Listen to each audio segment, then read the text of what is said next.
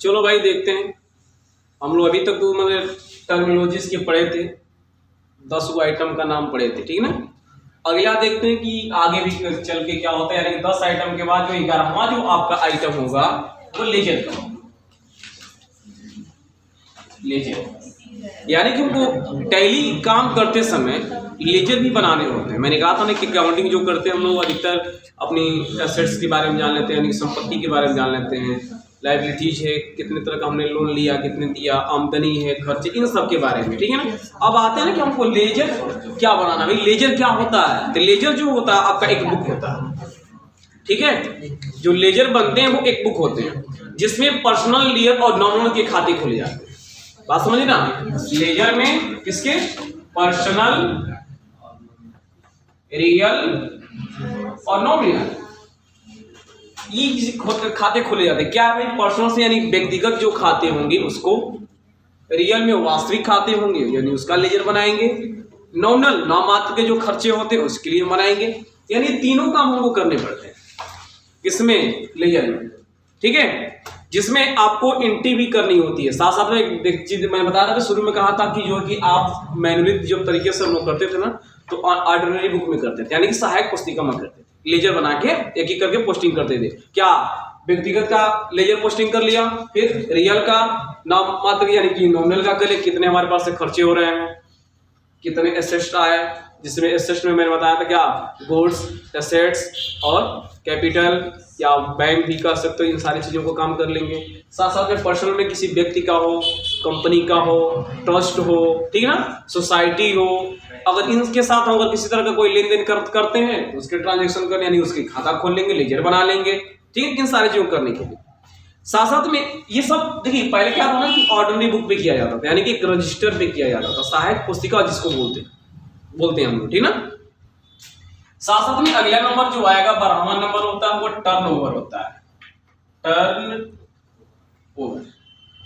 अब ये टर्नओवर क्या होगा भाई, यानी कि टर्नओवर इसे कहते हैं ना कि कहा जाने कि एक समय में यानी कि एक निश्चित समय में और किसी तरह का सामान हम लोग बेचते हैं, क्रेडिट पे बेचें या नगद में बेचें, क्रेडिट या नगद क्या मतलब ये होगा कि कैश में या उधार में बेचें, वही हमारा टर्नओवर। एक समय में अगर बेच देते हैं तो टर्नओवर होता है, यानी कि हमारी मान लीजिए कहा जाए एक तरह से कि अगर हम रोज का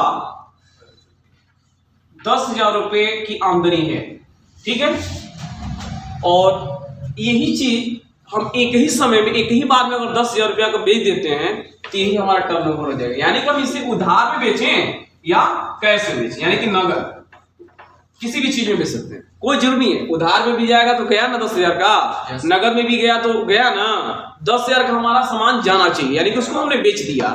यानी कि एक निश्चित अवधि में अगर काम करते हैं ना तो आपका ये क्या बन जाएगा, टर्नओवर बन जाएगा, ठीक है। उसके बाद अगला जो नंबर आएगा यानी कि 13वां जो नंबर होता है वो क्या होता है, ड्राइंग। ड्राइंग का काम ये होता है ना, ड्राइंग का देखिए हिंदी होता है जैसे आवरण। अब ये मत समझिएगा जो कि हम लोग हाई स्कूल में पढ़े थे वो वाला ड्राइंग है ये, ना ना ना, ऐसा कुछ नहीं है, बिजनेस की ड्राइंग से।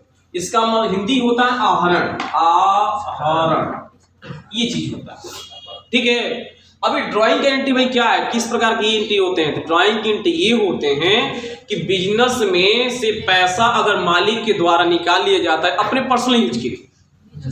बात समझिएगा क्या था, ड्राइंग में उसी व्यक्ति की एंट्री की जाती है, यानी बिजनेसमैन के द्वारा उस बिजनेस के पैसे को अगर निकाल लिया जाए अपने यूज के लिए। जैसे मान लीजिए पता चले कि उसको एक सीट कपड़ा बनवाना हो तो पता चला कि बिजनेस से पैसे निकाल के अपना कपड़ा बनवा लिया, ठीक है।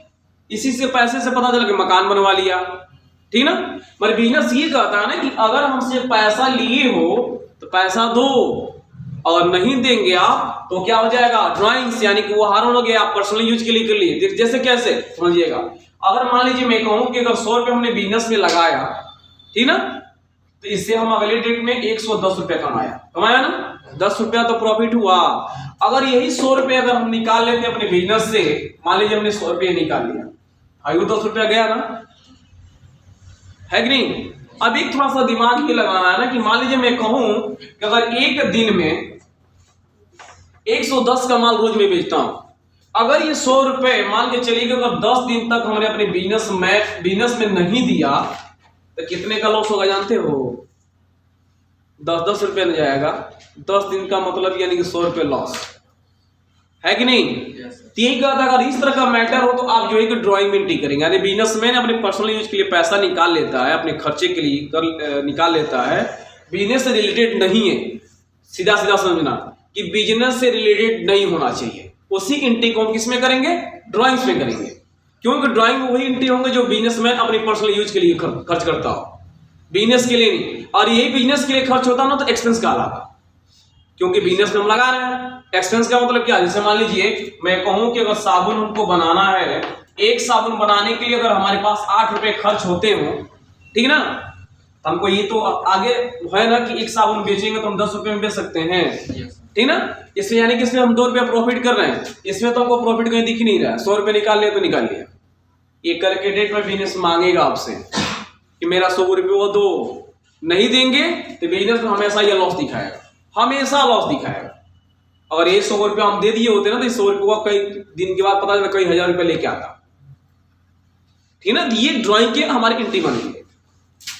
साथ साथ में एक चीज और होता है कि इसके कुछ और आगे मैं बता दूं कि जो अगला नंबर आएगा, प्रोप्राइटर का नाम सुना है ना, प्रोप्राइटर,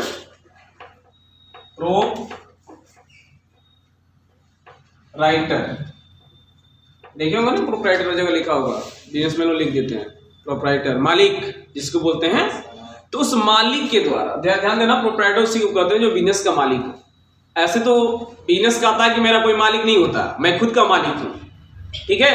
बिजनेस कहता ना मैं खुद का मालिक, अगर खुद का मालिक नहीं होता ना, तभी मैंने कहा था कि 100 रुपये अगर निकाल लिया अपने बिजनेस से तो क्यों मांगेगा भाई, बिजनेस तो उसका है नहीं, बिजनेस तो मेरा है ना, मैं कुछ भी करूं। मैं नहीं, बिजनेस कहता है कि नहीं, अगर जिस दिन आप ये समझ लें कि बिजनेस मेरा है ना, उसी दिन खत्म। जब अपना हम समझ लेंगे ना तो उसी दिन खत्म। बिजनेस का आता है ऐसा कुछ नहीं है भैया, हमसे 100 रुपया लेकर लिए हो। अब एक चीज ध्यान देना, बिजनेस का आता क्यों, यानी कि अभी कहा गया था ना, मैंने पढ़ाया था अगले में कि आपको बिजनेस में जो मालिक द्वारा पैसे लगाए जाते हैं, बिजनेस में मालिक के द्वारा बिजनेस में पैसे लगाए जाते हैं, तो मालिक उस पैसे से बिजनेस शुरू कर देता है, कमाने के मकसद करता है। यानी कि बिजनेस एक तरह से देखा जाए तो बिजनेस उस पैसे को लिया, काहे लिए, बिजनेस चालू करने के लिए, कि हम मालिक को भी कुछ कमा कर देंगे और अपना बिजनेस भी ग्रो करेंगे। यहाँ क्या भाई, उसको मालिक क्यों बनाया, मालिक बनाने के बस इतना ही था कि इस हमारे बिजनेस को आप देख रेख करेंगे कि हमारे बिजनेस में कहीं कुछ कमी तो नहीं है, क्योंकि बिजनेस तो खुद करेगा नहीं।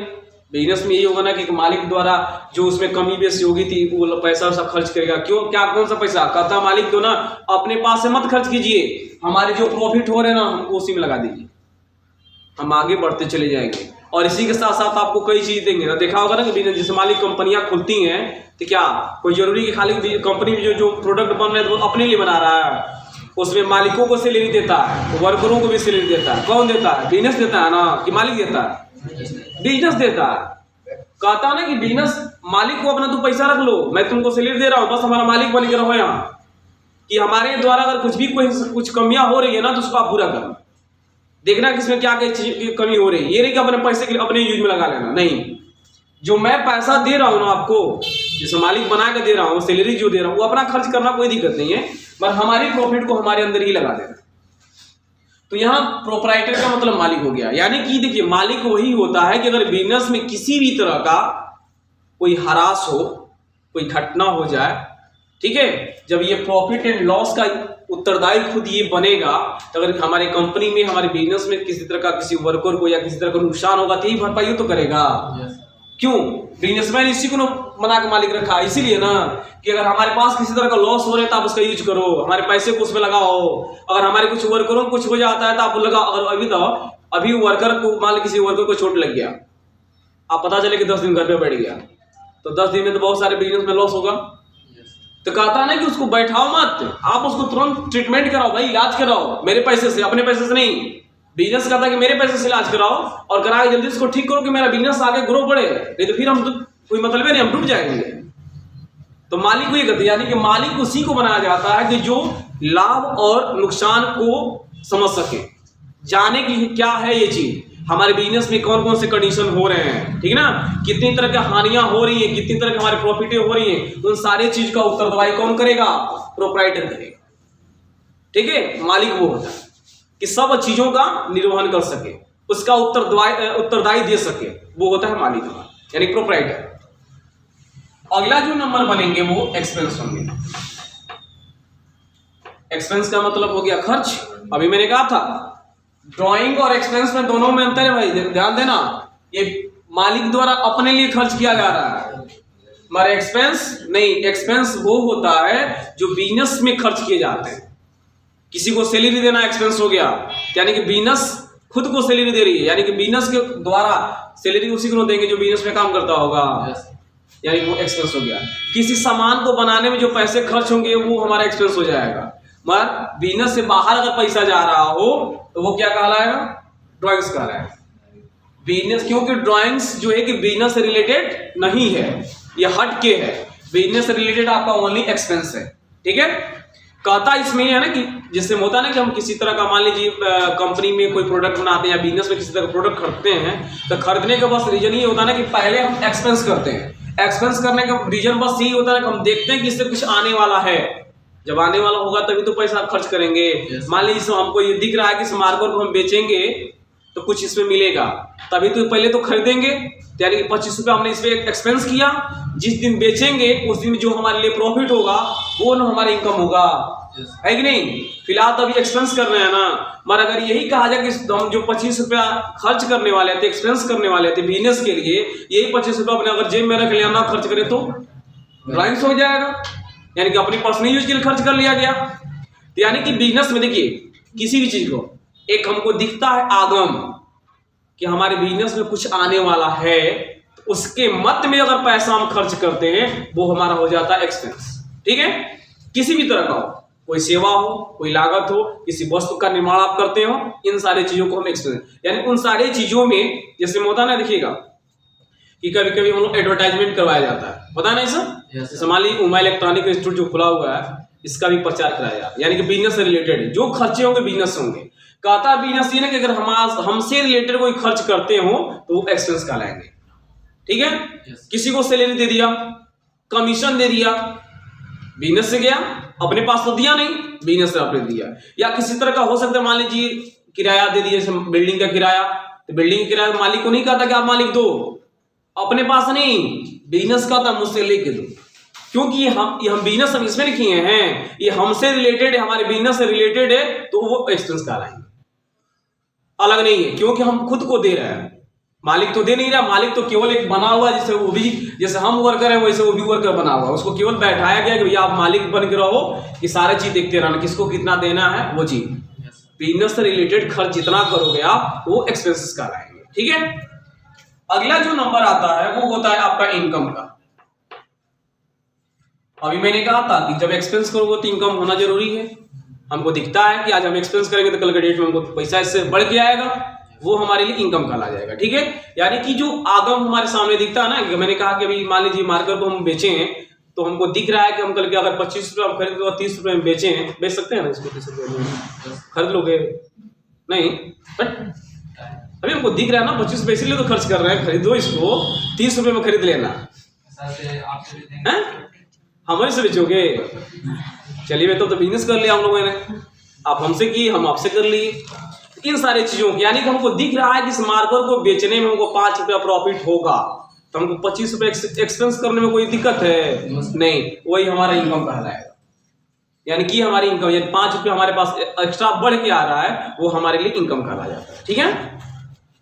जिससे में कुछ देखिए होता है क्या ना कि इसके भी कुछ अच्छी होते हैं, कंडीशन देख लिया जाए तो फार्मूला के हिसाब से देखा जाए तो कहा जाता है ना कि आग, हिंदी में सारे चीज चल रहे तो भी चले, यानी कि आगम इक्वल टू आय इक्वल टू आगम माइनस व्यय होता है। यानी कि आय का मतलब इनकम, आगम का मतलब आने वाला, यानी कि प्रॉफिट, माइनस एक्सपेंस कर दो, यानी कि जो हमने खर्च किया वो हमारा फायदा निकल जाएगा, यानी कि इनकम निकल के चला आएगा। इसके फार्मूले जाते हैं। उसके बाद एक कंडीशन हमारे सामने और आता है, जो अगला नंबर होता है वो सेल्स का होता है, क्योंकि हमारे बिजनेस के लिए सबसे इंपॉर्टेंट चीज तो यही मेन है कि हमको बेचना भी है। ये नहीं कि सामान खरीद लें बेच भी ना करें, कोई मतलब नहीं रहा। तो उसके लिए हमको क्या करना पड़ेगा, बेचना पड़ेगा। यानी कि क्या, बिक्री अथवा विक्रय जो होते हैं ना, ये मार्केटिंग की एक प्रोसेस होती है, एक प्रक्रिया होती है। क्योंकि हमको मार्केटिंग करना है तो बेचना पड़ेगा, खरीदना पड़ेगा।